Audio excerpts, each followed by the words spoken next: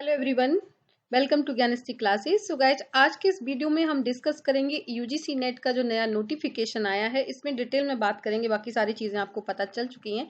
लेकिन main problem आ रही है कि आपकी जो जेआरएफ की एज लिमिट है वो क्या होनी चाहिए, यानी कि आपकी वो क्या डेट ऑफ बर्थ है जिसके बाद के लोग या जिससे पहले के लोग अप्लाई नहीं कर सकते हैं। सो गाइज, आप सभी को इस नोटिफिकेशन को पढ़ना चाहिए। अगर किसी के पास कोई कंफ्यूजन है तो, और इस नोटिफिकेशन को मैं अपने टेलीग्राम चैनल पे जरूर शेयर करूंगी, वहां से आप इसको डिटेल में रीड कर सकते हैं। तो इसका नाम है इन्फॉर्मेशन बुलेटिन। आप इसको डायरेक्ट वेबसाइट से भी डाउनलोड कर सकते हैं। तो इसमें क्या क्या पॉइंट्स दिए हुए हैं, इसमें देखिए टेस्टिंग एजेंसी क्या है, ठीक है, मोड ऑफ एग्जामिनेशन क्या होगा, पैटर्न क्या होगा, ये सारी चीजें यहाँ पे दी हुई हैं। तो यहाँ पे हम वन बाई वन थोड़ा सा देखते हैं कि जो ये सारी डिटेल आपने देख ली होगी कि यहाँ पे ऑनलाइन जो रजिस्ट्रेशन है वो हमको ugcnet.nta.nic पे जाके यहाँ पे रजिस्ट्रेशन करना है, जो 17 जनवरी 17 जन तक आप कर सकते हैं। और इसकी जो जनरल कैटेगरी की फी है 1100 है, ओबीसी की फी है 550, एंड यहाँ पे जो भी अलग अदर कैटेगरीज के लोग हैं उसके लिए 275 फी रखी गई है। यहाँ पे जो करेक्शन विंडो है वो दोबारा जनवरी में आपकी ओपन होगी, 20 तक आप इसमें करेक्शन भी कर सकते हैं। एग्जाम का जो ड्यूरेशन है 180 मिनट यानी कि 3 आवर्स रहेगा, और एग्जाम के बीच में किसी भी तरह का कोई ब्रेक नहीं दिया जाएगा। इसके अलावा टाइमिंग जो एग्जामिनेशन का है वो 2 शिफ्ट में एग्जाम होगा, 9 to 12 एंड 3 to 6, यानी कि आपका एग्जाम किसी भी शिफ्ट में यहाँ पे पढ़ सकता है, यानी कि शिफ्ट 9 to 12 एंड 3 to 6 बहुत क्लियर है, इसको बहुत अच्छे से ध्यान रखिएगा। जैसे ही यहाँ पे कोई भी डेट आती है, ऑफिशियल वेबसाइट को आप चेक करेंगे, वहां पे आपको डेट मिल जाएगी। अगर हम यहाँ पे पैटर्न की बात करें तो सिर्फ और सिर्फ एग्जाम जो है वो ऑनलाइन मोड में ही होगा, और ऑनलाइन ही इसके सारे फॉर्म भरे जाएंगे। बहुत सारे लोगों को बहुत प्रॉब्लम आ रही है कि हम यहाँ पर अपना फोटो अपलोड नहीं कर पा रहे हैं। तो एक बात बहुत अच्छे से ध्यान रखिए कि फोटो को जो साइज है आपका वो 10 KB से 200 KB के बीच में होना चाहिए। फेस पे कोई मार्क्स नहीं होना चाहिए। कोशिश करिए कि फोटो आपका कलर हो या ब्लैक एंड व्हाइट बैकग्राउंड में होना चाहिए, और सिग्नेचर का जो साइज है वो 4 KB से लेके 30 KB के साथ होना चाहिए। तो ये जो प्रॉब्लम है कि यहाँ पर क्यों फॉर्म नहीं भर पा रहे हैं सभी लोग, वो एक ये समस्या है जिसकी वजह से फॉर्म नहीं फिल कर पा रहे हैं। फोटो को लेके कई सारे बच्चों का अभी तक मैसेज आया है। प्लस आप यहाँ पे पेमेंट करने के लिए यूपीआई, एसबीआई किसी को भी यहाँ पे यूज कर सकते हैं। बहुत सारे डिफरेंट डिफरेंट टाइप के यहाँ पे ऑप्शन बात एप्लीकेशन में करें कि, और हमारे लिए क्या जरूरी है, एनटीए के बारे में जानना जरूरी नहीं है, यूजीसी के बारे में जानना जरूरी नहीं है, ठीक है, ये सब हमें नहीं काम का है। यस, काम का क्या है हमारे कि mode of examination CBT mode पे होगा, कंप्यूटर बेस्ड टेस्ट होगा, इसकी प्रैक्टिस आप करते रहें। प्लस एग्जाम में वही सेम 100 क्वेश्चन है, यहाँ पे 100 मार्क्स है, यहाँ पे 200 मार्क्स है, पेपर वन में 50 क्वेश्चन है, यहाँ पे 100 क्वेश्चन है, यानी कि 3 आवर्स में आपको यहाँ पे जो 180 मिनट दिए होंगे वहां पे आपको जो 300 मार्क्स के लिए 150 क्वेश्चंस को सॉल्व करना होगा। सभी क्वेश्चन कंपलसरी है, किसी भी तरह की कोई नेगेटिव मार्किंग नहीं है। सिलेबस जो है यहाँ पर कि क्या सिलेबस है, वो आपको ये जो वेबसाइट है ugcnetonline.in पे सिलेबस, इस पे अगर आप यहाँ क्लिक भी करेंगे तो आपको सिलेबस मिल जाएगा, जो भी आपका सब्जेक्ट जो भी आपने यहाँ पे भरा है। क्वेश्चन पेपर का जो मीडियम है वो हिंदी और इंग्लिश दोनों में रहेगा। आप जो भी ऑप्ट करते हैं वही आपको यहाँ पे मीडियम मिल जाएगा। आप कभी भी किसी भी वक्त हिंदी से इंग्लिश में जा सकते हैं, इंग्लिश में हिंदी में जा सकते हैं। हर क्वेश्चन को यहाँ पे 2 मार्क्स मिलेंगे, कोई भी निगेटिव मार्किंग नहीं है, बहुत ही clear, there is no negative marking. Eligibility, ठीक है, अगर हम बात करें यहाँ पे यहाँ पे क्या एलिजिबिलिटी होनी चाहिए, ये भी एक बहुत बड़ा इशू आ रहा है सभी स्टूडेंट के बीच में कि एलिजिबिलिटी यहाँ पे क्या रहनी चाहिए। तो गाइज इसको ध्यान से देखते हैं कि यहाँ पर जो भी आपके लिस्ट है पोस्ट ग्रेजुएशन सब्जेक्ट की जिसमें आप पीजी कर रहे हैं, ठीक है, जो भी कैंडिडेट यहाँ पर 55 मार्क्स जो हैं वो आपके होने चाहिए।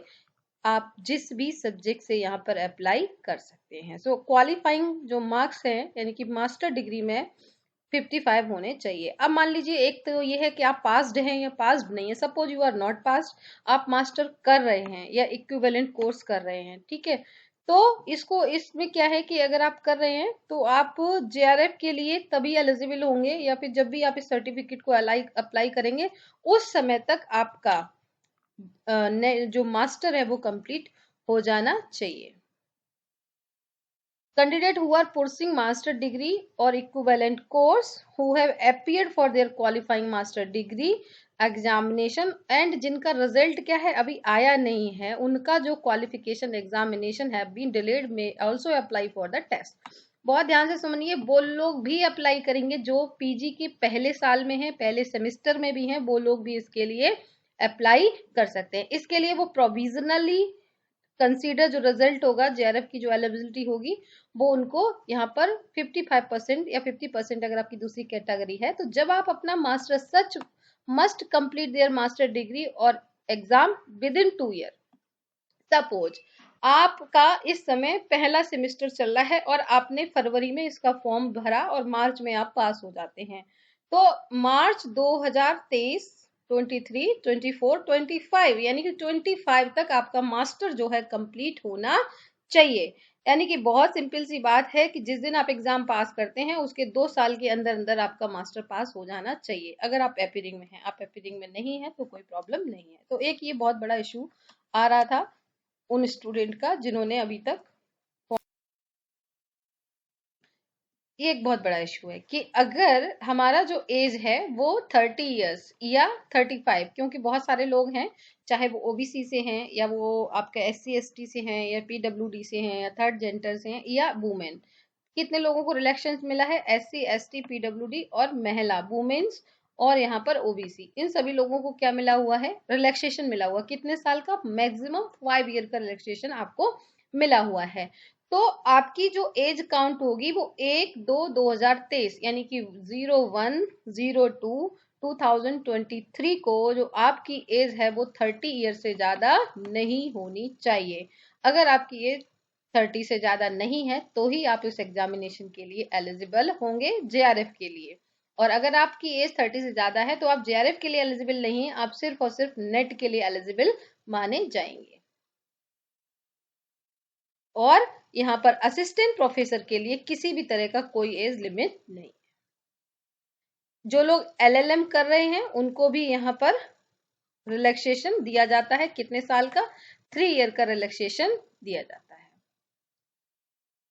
अब देखते हैं कि ये हम क्या डेट, कैसे इस डेट को निकालें, है ना। बहुत सारे कैंडिडेट के साथ ये इशू आ रहा है कि हम डेट कैसे काउंट करें। तो मैं आपको वीडियो में काउंट करके दिखाती हूँ हम डेट को कैसे काउंट करते हैं।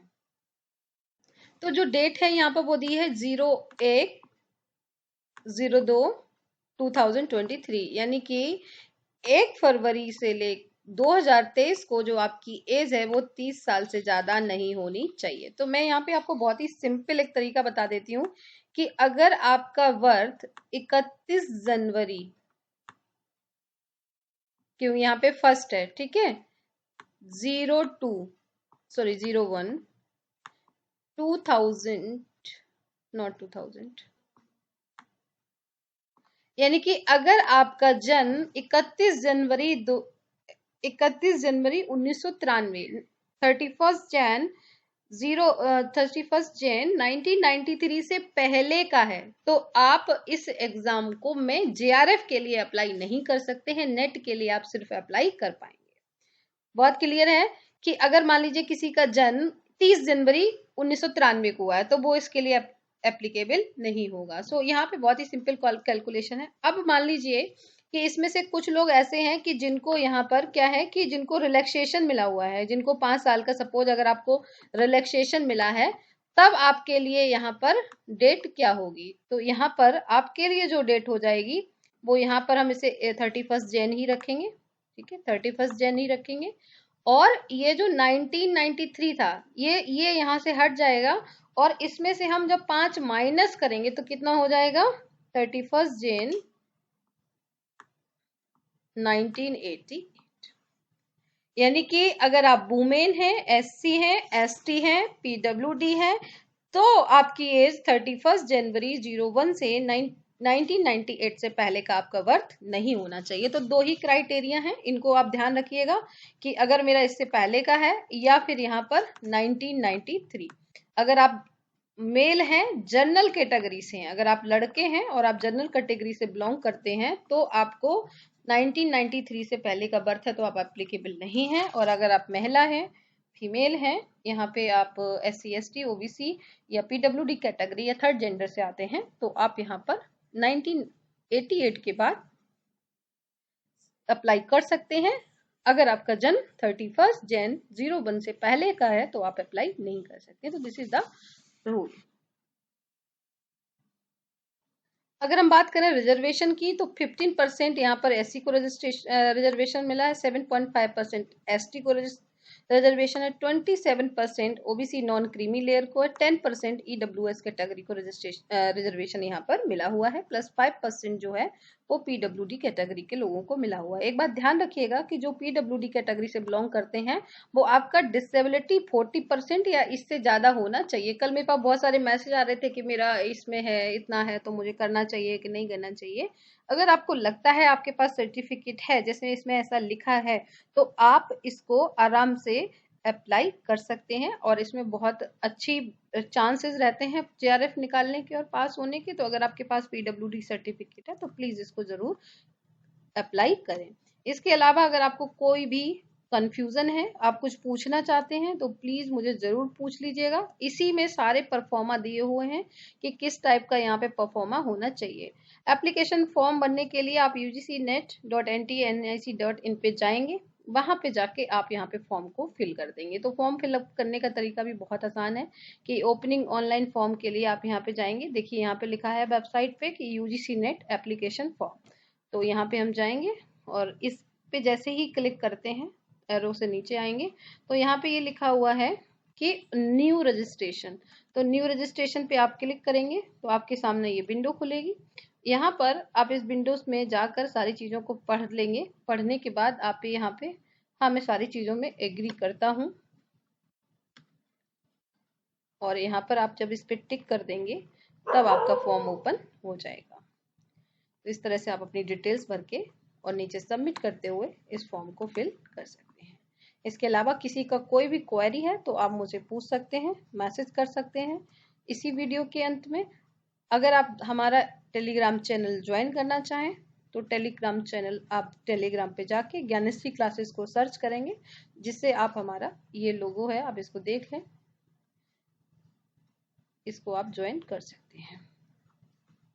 इसको ज्वाइन करने से आपको करंट की जो भी न्यूज़ है या जो भी अपडेट्स हैं वो मिलती रहेंगी, प्लस आज से जो हमारा क्लास चल रहा है उस क्लास को भी आप ज्वाइन कर सकते हैं। So okay guys, thank you so much and wish you all the best. Please हमारे साथ बने रहें सभी न्यूज़ के लिए।